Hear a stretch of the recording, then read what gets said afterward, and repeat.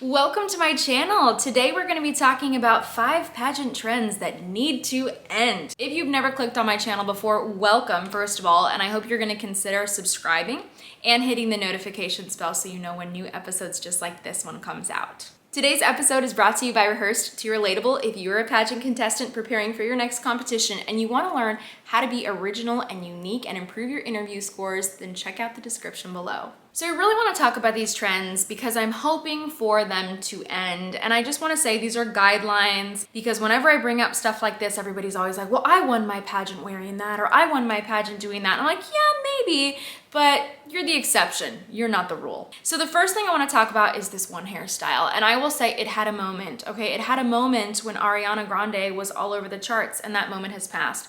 So can we please move on, ladies, from this fountain hairstyle? It's very like Pebbles Flintstone. I don't really mind it for younger contestants, so junior divisions, preteen and younger, 12 and younger, okay? Give it to me and I don't know, give it to me in like a casual wear competition, something fun, something with personality. I don't really want to see it in gown. I don't really want to see it in interview. I'm just over it. I'm over it. I've seen it a million times and I just don't think it's one of those looks that's helping anyone. It's not really making you look any better. So I'm like, leave it at home. Leave it at home. Let's lose it. Oh boy, Tippy Tops with everything. This one kills me. And I talk about this so much. I would say more so in my Miss Universe recaps where I'm talking about the styling of a contestant and I just want her to ditch the platforms because we already know that she's 5'5", like there's no hiding it. I really only like a platform if yes, you're gonna get height, but you're gonna cover the shoe. Aside from that, I just don't love the look of a platform. I think that they look really chunky. I think that they draw attention down towards the foot, but most specifically, the tippy top style is the one that I see everyone wearing. I would much prefer a smaller heel for even a swimsuit competition because I think that they look a little bit better and they're kind of easier to walk in most of the time. That was even from my own experience. I felt comfortable in anything but a tippy top heel. So ladies, just know that the tippy top does not have to be the go-to. I'm not saying that I never put my clients in it, but I'm just saying most of the time there's usually a more fashionable option for your wardrobe. This one is inspired by Miss Catriona Gray. So I've seen some really interesting posts where people post video after video of contestants that are copying Catriona Gray, whether we're talking about her wardrobe, whether we're talking about her lava walk, there's all sorts of things, her styling, her ear cuff, the whole thing. Then I saw Catriona talk about that she doesn't own the style and that basically it's okay if people copy her, which yeah, it is okay. You can copy her all you want. But my thing is you never want to be a second-rate version of Catriona. That's my issue of copying. If you're going to be quote unquote copying or borrowing style or borrowing something from someone, you got to make sure you do it at least as equally as well as them or even better. And Catriona set a pretty high standard. And she's not the only one that contestants copy, but I'm just using her as an example because so many people try to copy what Catriona has done.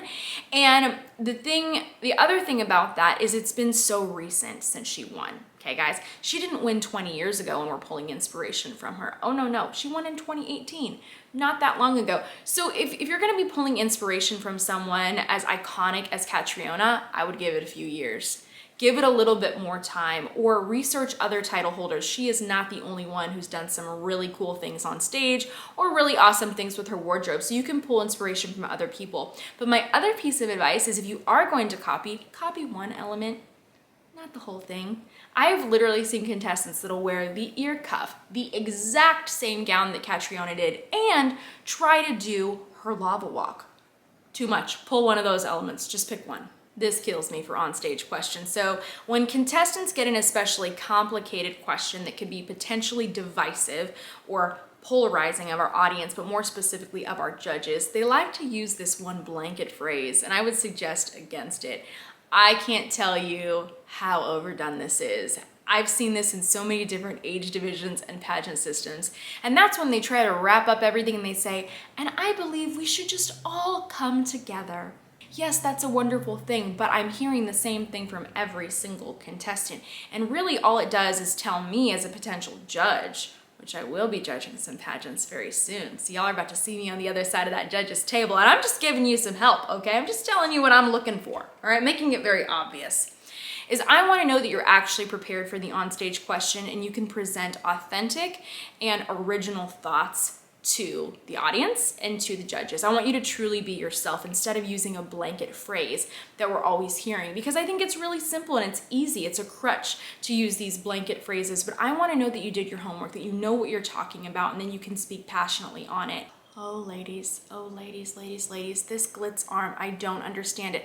We primarily see the glitz arm in youth pageant systems, and what's ironic about it to me is that many girls who use the glitz arm are coached.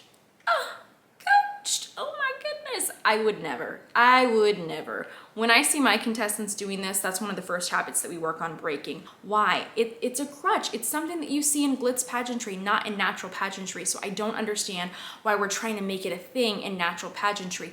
There are differences. If you want to do that glitz arm, go compete in a glitz pageant. That's where it's going to be most successful. But other than that, leave it off of the stage. And the other thing I don't understand is because we primarily see it from contestants who are what we might quote unquote call a pageant patty. That's where I see it the most. Those contestants often want to make it to the Miss USA stage. They often want to make it to the Miss Universe stage. But ladies, that is not the arm movement that we use at Miss USA or Miss Universe.